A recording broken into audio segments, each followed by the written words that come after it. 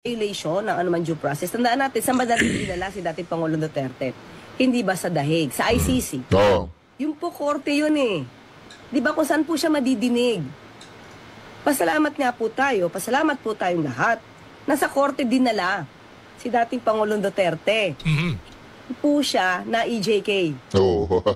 Pasalamat daw po tayo, sabi ni Vlogger Claire.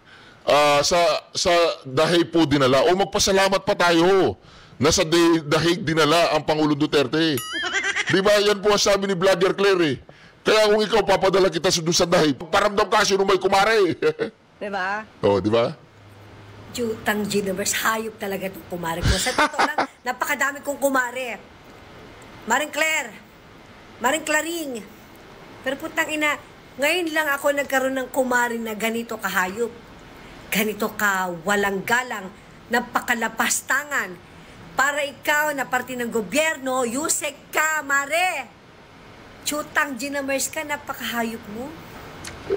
Napakawalang galang mo. Talagang gigil na gigil ka.